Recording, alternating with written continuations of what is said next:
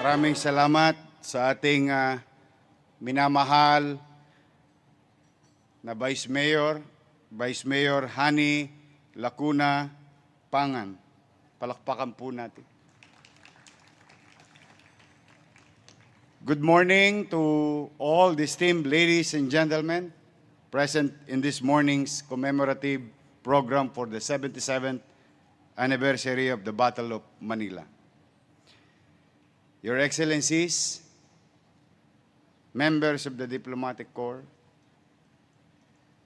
representative of national agencies, distinguished city councilors, and most especially to our venue host together with the competent officials and staff of this university. First, the city would like to express our sincerest gratitude to the administration of the Pontifical and Royal University of Santo Tomas, Manila, for granting us the permission to hold this historic event inside the premises of this national cultural treasure. This higher education institution doesn't only speaks well of its academic excellence, but also has the distinction of being the oldest existing university in Asia.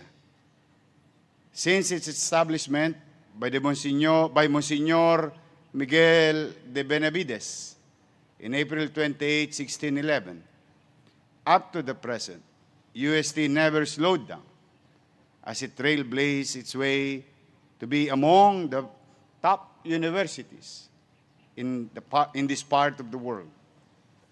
We are deeply honored to hold this event side by side with one of the pillars in the higher education, learning, as we both have this commitment to moral formation as an effective tool towards social transformation.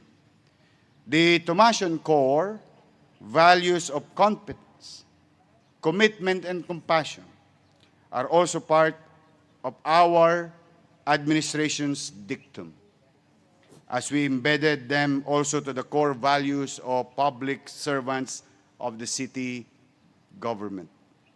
77 years ago, on this fateful day, was the start of the liberation of Manila from the hands of the antagonist, coming from more than 300 years of being a colony.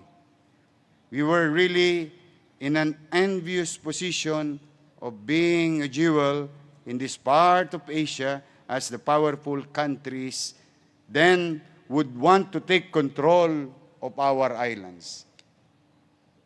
It was an unforgettable chapter of our past. Although the pictures and scenes that we can remember are that of gloom and devastation, the lessons they bring are very relevant, especially at this moment, at these most challenging times. We were a victim of greed for power that in the present day civilized global community ideally should never exist. As presently stated in our basic law, we renounce war as an instrument of national policy, which highly speaks of how peace-loving of a nation we are. But this does not mean that we have buried the past deeply engraved. No. We may forget the gruesome scenes of the Second World War, but the valor of our heroes will endure in the annals of our history, ever to be immortalized by fellow Filipinos as models of patriotism and love of country. Much like Captain Manuel Colayco, who was instrumental in liberating more than 4,000 freedom fighters inside the buildings of this formidable university, which was considered to be the largest internment camp that was made during the war. Captain Colaiko was a picture of fearlessness as he risked his life being the commanding officer of the Allied Intelligence Bureau Manila unit. As a Filipino who could have a decent and comfortable life, living as professional, but choose to take dangerous path to help those in dire need of independence. The University of Santo Tomas will also be remembered as a living proof of the harsh realities of an armed conflict.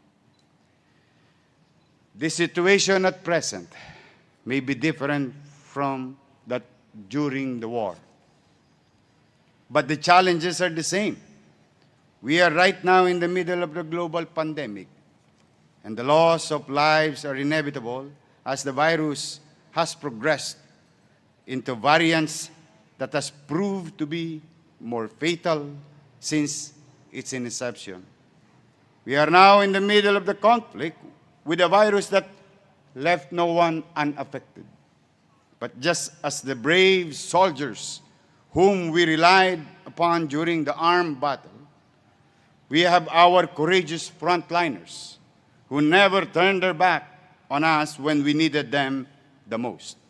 Our country's medical professionals lived truthfully to their Hippocratic oath as they displayed their selflessness, as many of them even died in the defense against COVID-19.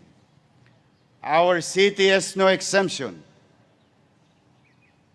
as we also have some of our dear medical frontliners or medical staff who passed away in the middle of this dreadful fight.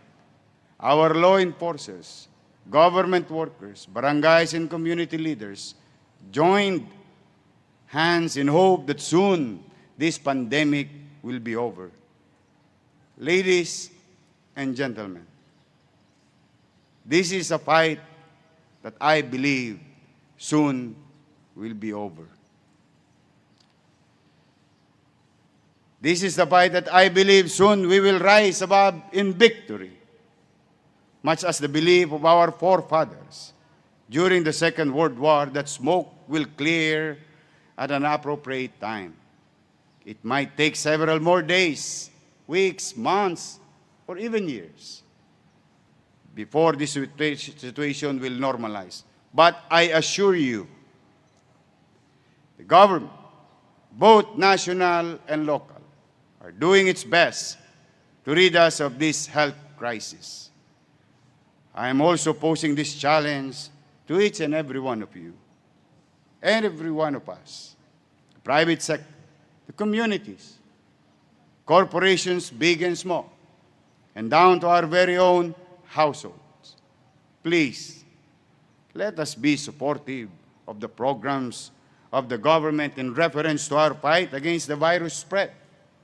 The government is doing its best to defeat this, but without the cooperation of our people, this program would mean nothing.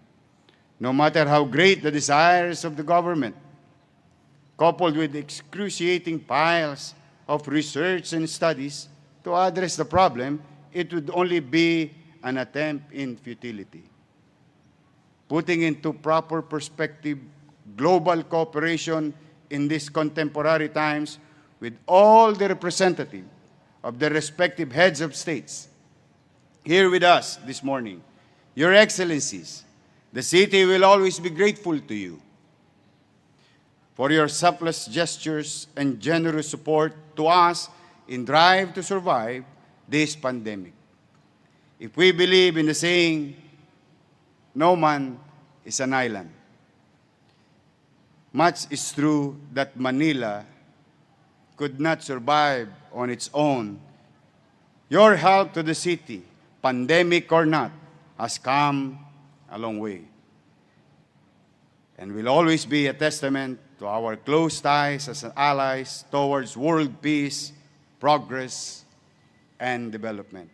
As I speak, the city will always be grateful to all of you, no exemption, as this living proof to the existence of the modern allied forces, uniting in the fight against global pandemic, in unison to the universal aim of a healthy citizenry as tool towards global progress and development. Ladies and gentlemen, fellow Batang Maynila, my beloved countrymen, the Battle of Manila, no matter what will happen in the future, will remain etched in world history. But what is more lasting is the fact that this atrocious event served as a lesson, whichever side we are in, and that is love of one's country is nothing if you don't have the genuine care and compassion for your brothers and sisters.